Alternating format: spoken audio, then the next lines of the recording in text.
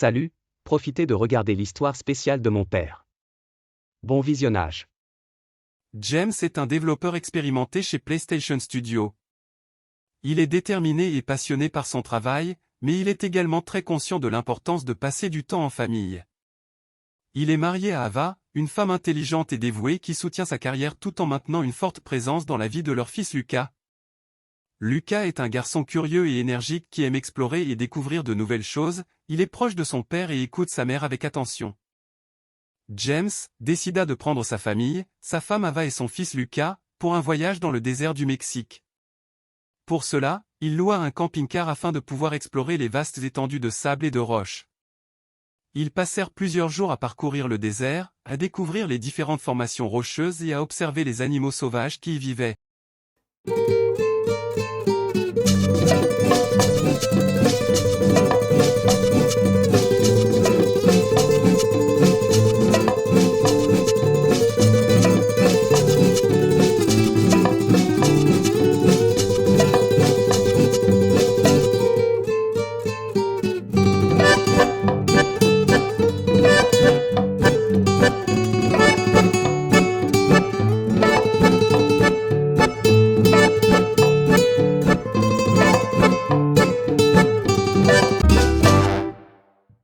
Ils firent également des randonnées et des excursions pour découvrir les secrets cachés de cette région.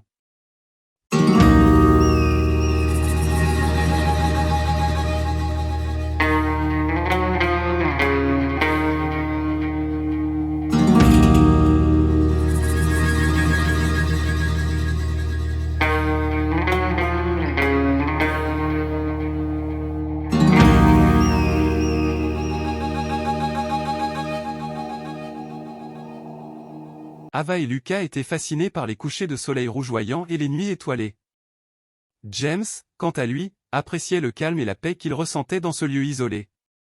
Mais au cours de leur voyage, ils rencontrèrent des difficultés imprévues.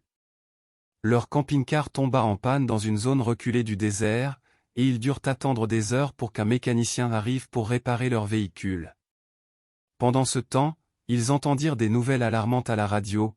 Un astéroïde allait percuter la Terre dans la région du désert où ils se trouvaient.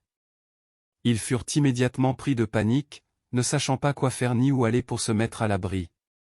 Finalement, ils virent l'astéroïde s'écraser au sol, provoquant un choc électromagnétique qui mit tous les systèmes informatiques hors service.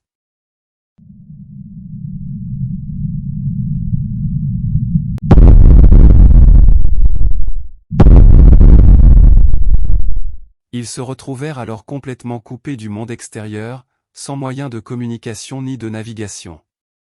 Ils devaient trouver un moyen de survivre dans ce désert hostile et de retrouver de l'aide avant qu'il soit trop tard.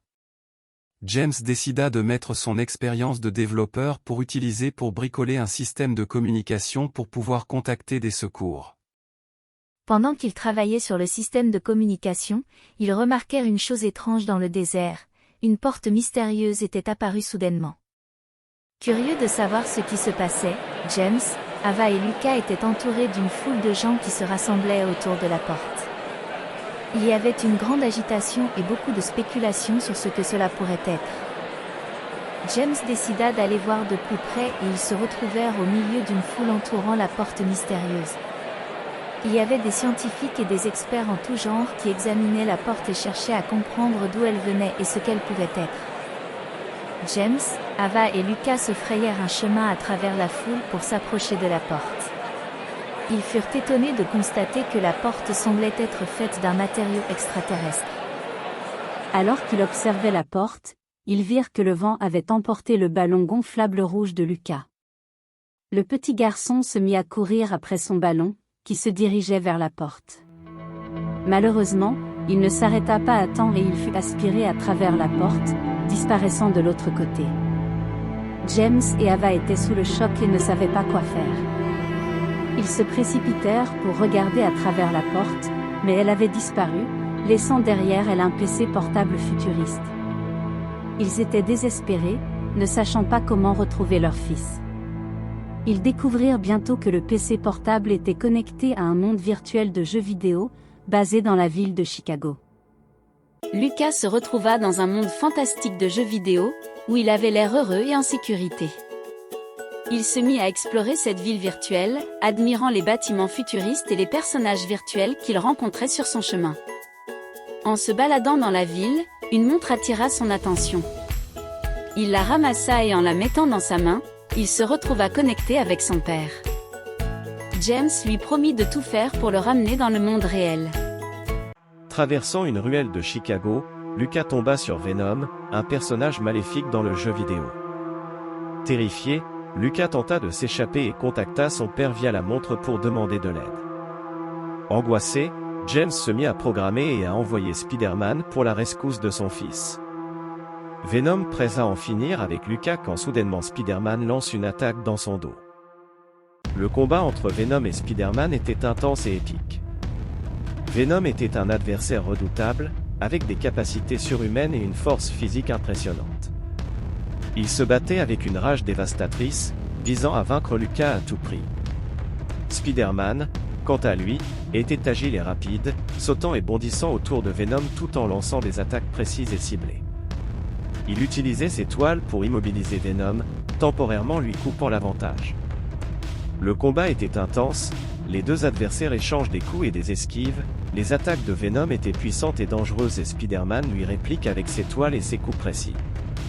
Au fur et à mesure que le combat se poursuivait, Venom semblait de plus en plus faible alors que Spider-Man semblait de plus en plus fort. Finalement, Spider-Man réussit à vaincre Venom en utilisant ses toiles pour l'immobiliser et en lui donnant un coup final décisif. Lucas était sauvé et il put retourner dans le monde réel grâce à la porte de retour qu'il avait découverte. En franchissant la porte mystérieuse, Lucas croyait qu'il allait retrouver le monde réel. Mais il se retrouva dans une forêt gigantesque. Il était entouré d'arbres immenses et de plantes luxuriantes, et il pouvait entendre les bruits des animaux sauvages tout autour de lui. Il se demanda où il était et comment il allait retrouver son père et sa mère. Lucas était abasourdi par ce qu'il voyait devant lui. Il se tenait devant des machines gigantesques qui semblaient sortir tout droit d'un autre monde. Il se demandait comment il avait atterri ici et ce qui était en train de se passer. Il décida de contacter son père, James, pour lui expliquer la situation. James écouta attentivement le récit de son fils et comprit rapidement qu'il se trouvait dans le monde fantastique de Horizon. Il lui conseilla de rester calme et de ne pas s'approcher trop près des machines. Lucas suivit les conseils de son père et resta à distance des machines. Cependant, alors qu'il tentait de trouver un moyen de sortir de ce monde étrange, il trébucha et tomba dans une vallée. Les machines se mirent immédiatement à sa poursuite, le pourchassant à travers les collines et les vallées. Lucas courut aussi vite qu'il le pouvait, mais il savait qu'il ne pourrait pas les semer éternellement. Il devait trouver un moyen de s'échapper avant qu'il ne soit trop tard. Malheureusement, alors que Lucas courait pour échapper aux machines, il trébucha et tomba, se cassant la jambe au processus. Il se mit à ramper, mais les machines étaient toujours à sa poursuite. Il savait qu'il ne pourrait pas s'échapper. Au moment où la machine allait l'écraser, un membre de la tribu déserte Tenact surgit pour le sauver, mais Lucas se retrouva malgré tout pris en otage par la tribu. Lucas se retrouva donc prisonnier de la tribu déserte Tenact, attaché à un pilier en bois et entouré de feu. Il commença à prier pour que son père, James, parvienne à le sauver. James, déterminé à retrouver son fils, utilisa un algorithme KF-Crypt pour faire apparaître à l'œil, une chasseuse de machines expérimentée. La nuit était froide lorsqu'à l'œil apparut, armée et prête à combattre.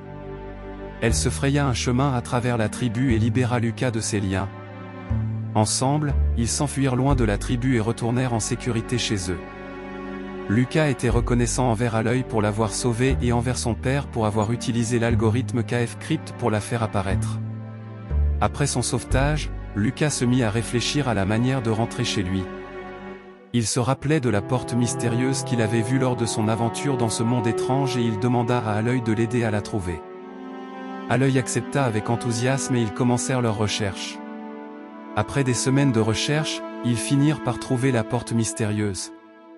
Lucas hésitait à traverser, car il était terrifié à l'idée de se retrouver dans un monde encore plus effrayant que celui dans lequel il avait été piégé auparavant.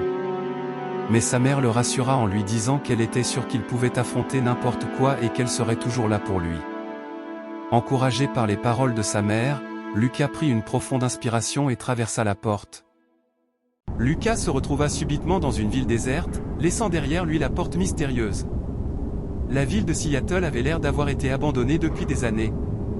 Les bâtiments étaient en ruine et la végétation avait pris le dessus. Lucas avait l'impression d'être le seul survivant de cette ville fantôme. Il commença à errer dans les rues, cherchant désespérément la porte mystérieuse pour rentrer chez lui.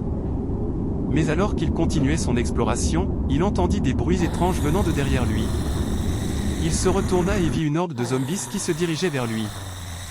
Lucas se mit à courir aussi vite qu'il le pouvait, évitant les obstacles sur son chemin tout en essayant de trouver un endroit sûr pour se cacher. Les zombies étaient de plus en plus proches, mais il ne perdait pas espoir. Il se rappela les paroles de sa mère qui lui disait toujours de ne jamais abandonner. Il finit par trouver un bâtiment abandonné et réussit à s'y faufiler avant que les zombies ne l'attrapent. Il prit quelques instants pour reprendre son souffle et réfléchir à un plan.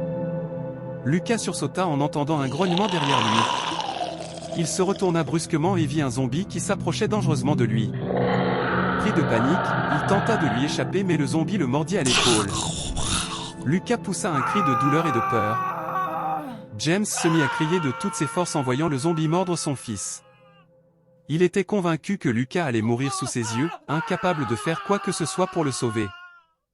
Mais au bout de quelques secondes, James se réveilla en sursaut dans son lit. Il était en sueur et haletant, réalisant que tout cela n'était qu'un cauchemar. Il se mit à pleurer de soulagement en comprenant que son fils était sain et sauf. Ava, sa femme, se réveilla également et le prit dans ses bras pour le réconforter. Elle lui dit que tout allait bien et qu'il était en sécurité chez eux. James était encore tremblant en pensant à ce cauchemar terrifiant. Il se leva et alla dans la cuisine pour se préparer une tasse de café. Il s'assit à la table, en essayant de calmer son esprit en buvant sa boisson chaude. Lucas arriva alors dans la cuisine, en se grattant la tête. Il vit son père en train de boire son café et lui demanda si tout allait bien. James le regarda avec un sourire sur le visage et lui dit qu'il avait juste fait un mauvais rêve. Lucas sourit en réponse et s'assit à côté de son père. Il était heureux de voir que tout allait bien et que sa famille était en sécurité. Ils prirent tous les deux une gorgée de café, en appréciant leur moment de calme avant de commencer leur journée.